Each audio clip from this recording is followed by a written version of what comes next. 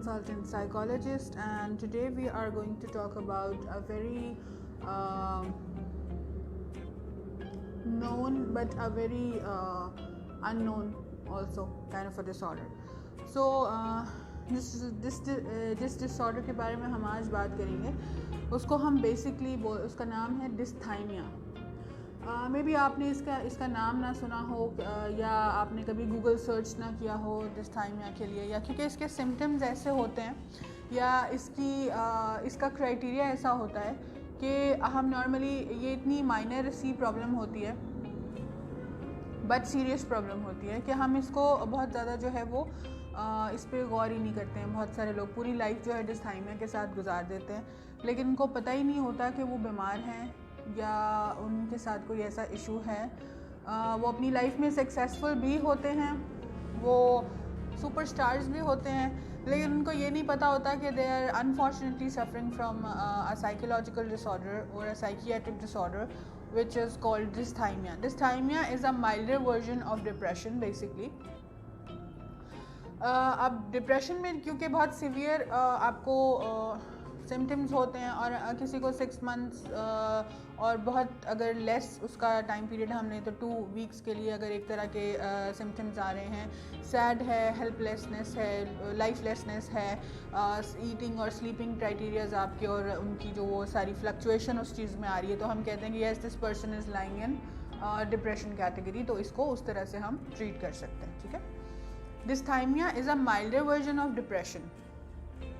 अब जितने स्ट्रॉन्ग जो सिम्टम्स हैं वो डिप्रेशन में आते हैं, उतने ही माइल्डर वर्जन के जो सिम्टम्स हैं वो डिस्थाइमिया में आते हैं.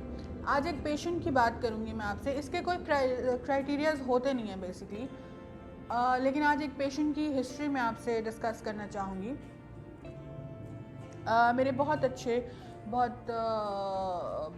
बहुत ही ब्यूटीफुल नेचर और बहुत ही स्टेबल पर्सनालिटी वाले एक पेशेंट हैं जो कि अब मेरे पेशेंट हैं, लेकिन वो एक पेशेंट के साथ एज अटेंडेंट आए थे मेरे पास. उन्होंने मुझे आके कहा कि मतलब उनके कोई रिलेटिव थे जो डिप्रेशन से सफ़र कर रहे थे और मैंने उनका ट्रीटमेंट किया था, बेसिकली थेरेप्यूटिक ट्रीटमेंट किया था उनका, और कुछ उनके साथ रिलैक्सिंग ट्रेनिंग और इस तरह की चीज़ें करके तो मैंने डिप्रेशन उनका जो है वो हील किया था. तो उन्हें लगा कि अगर डिप्रेशन हील हो सकता है, क्योंकि ये मेरा फ्रेंड जो है या मेरा रिलेटिव जो है ये इतना दुखी है, तो मैडम मैं आपसे बात करना चाहूँगा. तो मुझे लगा कि उनको किसी पेशेंट के बारे में, पेशेंट की डिटेल के बारे में या घर में कोई, क्योंकि आप फॉलोअप जब रखते हैं जो अटेंडेंट साथ आता है तो आप उनको कहते हैं कि जी आप मुझे अगर ये घर में कोई उल्टी सीधी चीज़ जिनके साथ होती है या मूड अप डाउन होता है, कोई इस तरह की फ्लक्चुएशंस आती हैं, तो आप ज़रूर उनको रिपोर्ट कीजिए. इसी तरह से हम पेशेंट को फॉलो अप कर सकते हैं खुद भी. तो मुझे लगा कि उन्होंने कोई पेशेंट की बात करनी होगी, तो उन्होंने कहा नहीं मुझे आपसे अकेले में बात करनी है. तो मैंने कहा ओके फ़ाइन. वो जब बैठे मेरे पास तो उन्होंने कहा कि मैं आपको एक अपनी लाइफ का एक छोटा सा इंसिडेंट सुनाना चाहता हूँ, और वो ये है कि जब मैं 10-12 ईयर्स अप्रॉक्सीमेटली इतनी एज का था, तो मेरे घर पे मेरी बर्थडे सेलिब्रेट हुई थी. और मुझे याद है कि मेरे फादर जो हैं वो मेरी विश के अकॉर्डिंग केक भी आया, गिफ्ट्स भी आए, मुझे एक स्वेटर गिफ्ट मिला, एक शर्ट गिफ्ट मिली, अभी तक मुझे याद है एक फ़ुटबॉल गिफ्ट मिला, मैं फ़ुटबॉल खेलता था, और मेरे फ्रेंड्स भी आए, मेरे कज़न्स भी आए, सारी फैमिली, क्योंकि I was the first child of my family, तो मेरी बर्थडे पे सब लोग आए. हर चीज़ मेरी विश के अकॉर्डिंग थी, इवन कलर थीम और कलर कॉम्बिनेशन और केक का फ्लेवर भी मेरे अकॉर्डिंग था. बट मुझे लग रहा था कि मेरे सराउंडिंग में सब लोग नाच रहे हैं, गा रहे हैं, तो ये क्यों ऐसा कर रहे हैं, why they are happy. Like मेरा बर्थडे है, I am not feeling that happiness inside. लोगों को ये क्यों फील हो रहा है, लाइक लोग इतने हैप्पी कैसे हैं. एंड सडनली उसके बाद क्या हुआ कि मेरी बर्थडे के 6 मंथ्स के बाद मेरी जो है वो सिस्टर की शादी थी, और सब लोग उस पर भी डांस कर रहे हैं और म्यूज़िक चल रहा है और सब चीज़ें. लेकिन मैंने भी अपना बेस्ट ड्रेस पहना हुआ था, और मुझे भी थोड़ा सा ये फील था कि मेरी सिस्टर की शादी है. लेकिन जिस तरह से लोग हैप्पी थे और कह लगा रहे थे और हंस रहे थे, दे वर लाफिंग आउट लाउडर और ऐसी वाली चीज़ हो रही थी, मुझे वो हैप्पीनेस फील नहीं हो पा रहा था. और उसके बाद ऐसा है कि मैं एक बहुत लाइक स्टूडेंट था। मेरी फर्स्ट डिवीज़न से नीचे कभी डिवीज़न नहीं आई। मैं अभी भी मैं एक स्टेबल पर्सन हूँ। फाइनेंशियली मेरे पास हर वो चीज़ है जो एक कामयाब इंसान के पास होती है। और मेरे बच्चे हैं, बीवी है, मेरी बीवी भी डॉक्टर है। और ऑन द होल मैं एक हैप्पी लाइफ मुझे लगता है कि जैसी होनी चाहिए, एक आइडियल लाइफ गुजार रहा हूँ। बट वो हैप्पीनेस जिसका मैं वेट कर रहा हूँ वो आई नहीं अब तक। वो खुशी जिसका मैं इंतज़ार कर रहा हूँ वो मुझे मिली नहीं अब तक। अब ये एक बहुत लंबी फ़िलॉसफी हो गई है। मेजर सिम्टम जो डिस्थाइमिया का है वो ये है कि हम उस हैप्पीनेस का वेट, उम्मीद में लोग सारी लाइफ गुजार देते हैं, ट्रीटमेंट की तरफ नहीं जाते। कि डिस्थाइमिया का जो मेजर सिम्टम ये है कि आप उस तरह से हैप्पीनेस को फील नहीं कर पाते हैं, आप उस तरह से फुल लाइफ गुजार नहीं पाते हैं। आप हर चीज़ के होते हुए भी वो उस चीज़ का टेस्ट फील नहीं कर पाते, ट्रस्ट फील नहीं कर पाते हैं। ये भी एक तरह का डिप्रेशन है जिसको हम डिस्थाइमिया बोलते हैं, but a milder version of depression, I repeat. ठीक है, तो मतलब इसमें आपको यही फील होता है कि लोगों को इतना इंटरेस्ट कैसे हो सकता है चीज़ों में। अगर कोई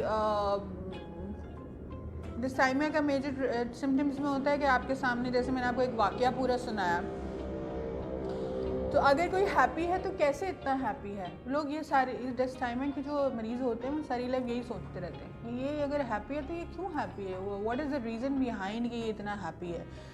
अगर किसी की शादी है तो व्हाट इज़ इट, शादी पे इतना खुश होने वाली कौन सी बात है। लाइक ये आपको कहते हुए सुनेंगे यार ठीक है बर्थडे है, मतलब ये बहुत बड़ा प्राइज़ भी अगर विन कर लेते हैं ना तो इनको वो वाली हैप्पीनेस फील नहीं होती। जैसे कई लोग बहुत छोटी सी न्यूज़ मिलने पे बहुत जंप करते हैं, बहुत, हाँ, तो इन्हें लगता है कि ये ओवर रिएक्ट कर रहे हैं, ये ओवर एक्ट कर रहे हैं इस चीज़ पर। तो ये छोटी सी डिस्क्रिप्शन थी डिस्थाइमिया की। जो लोग इस चीज़ से गुजर रहे हैं कि उनको लगता है कि नॉर्मली मैं कई दफ़ा मेंटल हॉस्पिटल का विज़िट करूँ ऐसे तो पेशेंट्स आपस में बैठ के बातें कर रहे होते हैं, या कई दफ़ा मेरा जो सराउंडिंग में जो लेडीज़ जिनको मैं सुन रही होती हूँ, मेरी कुछ कलीग्स हैं, कुछ ऐसे लोग हैं, तो कहते हैं जी कि सारी लाइफ में हर चीज़ वो है जो होनी चाहिए, अल्लाह का बहुत शुक्र है, लेकिन वो हैप्पीनेस नहीं है जो होनी चाहिए। तो कहते हैं ना एक वर्ड होता है अंदरूनी खुशी, तो वो अंदरूनी खुशी नहीं मिलती है, वो मैं उसको फील नहीं कर पाता। तो मैं उस उम्मीद में हूँ कि मुझे सब चीज़ें मिलने के बावजूद भी खुशी वो अब तक आई नहीं है जो आनी चाहिए। जो लोग ये सोचते हैं या जिनको ये चीज़ फील होती है उनको फ़ौरन से किसी साइकियाट्रिस्ट या साइकोलॉजिस्ट से मिलने की ज़रूरत है। बिकॉज़ ये एक डिसऑर्डर है जिसका ट्रीटमेंट पॉसिबल है।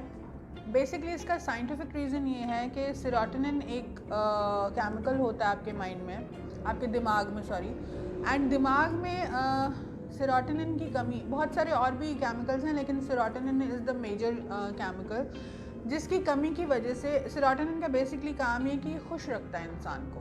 केमिकल का दिमाग में ये काम है कि ये आपकी हैप्पीनेस को बरकरार रखता है या उस इंसान को हैप्पी रखता है। ठीक है, अब क्या होता है कि कई दफ़ा सेरोटोनिन की कमी हो जाती है, तो उसके लिए हम दो तरह की ट्रीटमेंट्स ले सकते हैं। एक साइकियाट्रिक ट्रीटमेंट होता है जिसमें आपको ऐसी मेडिसिन दी जाती हैं जिससे आपका सेरोटोनिन का लेवल जो है वो बराबर हो जाता है, ठीक है, या जितना आपको रिक्वायर्ड होता है उतना हो जाता है। और दूसरा आपकी बिहेवियर थेरेपीज़ और आपकी कॉग्निशन की जो एक्सरसाइजेज और माइंडफुलनेस की जो थेरेपीज़ होती हैं इस तरह की, वो आपको एक साइकोलॉजिस्ट दे सकता है। प्लस इसमें बहुत सारी डिटेल काउंसलिंग की भी ज़रूरत होती है क्योंकि ऐसे पेशेंट्स बहुत इनके पास बहुत कुछ होता है आपको बताने के लिए, और एक एज अ गुड साइकोलॉजिस्ट हमें वो सब सुनना पड़ता है। कई दफ़ा मेरा जो सेशन है वो 2 घंटे से ज़्यादा एक्सीड कर जाता है। तो इसका ये बिल्कुल मतलब नहीं होता कि साइकोलॉजिस्ट जो है उसको कोई काम नहीं है दूसरा, या उसके पास पेशेंट्स नहीं है। इसका ये मतलब होता है कि हम एक पेशेंट को डिटेल में सुनते हैं, यही हमारी जॉब होती है, और उसके बाद हम डिसाइड करते हैं कि what is the basic reason and what is the basic problem और डिसऑर्डर जिसकी वजह से पेशेंट की ये हालत हुई है कि वो हम तक पहुंचा है। ठीक है, तो जिन लोगों के साथ ये इशू है वो लोग किसी साइकियाट्रिस्ट या किसी साइकोलॉजिस्ट को जो है वो कंसल्ट कर सकते हैं फॉर देयर बेटर लाइफ।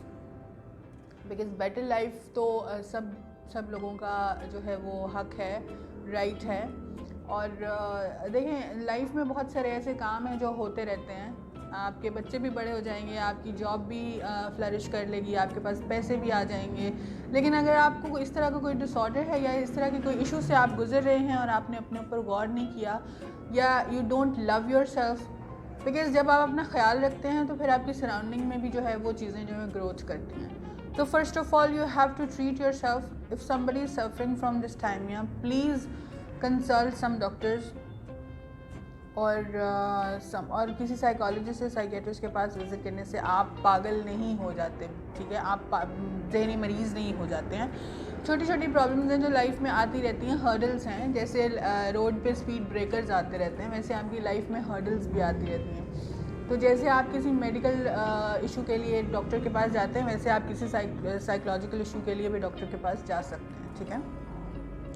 तो ये एक डिस्क्रिप्शन प्लस एक रिक्वेस्ट थी आप सब लोगों से जो भी सुन रहे हैं मुझे, देख रहे हैं मुझे, कि जिनके साथ भी इशू है, please consult a good doctor.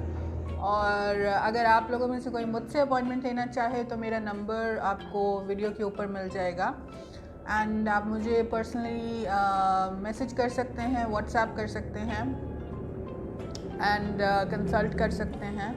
And thank you very much. Share कीजिए वीडियोस को, लाइक कीजिए, क्योंकि शेयर करने से आप इनडायरेक्टली उन लोगों तक मैसेज पहुंचाते हैं जिन लोगों को ओरिजिनली हेल्प की ज़रूरत है। Thank you very much.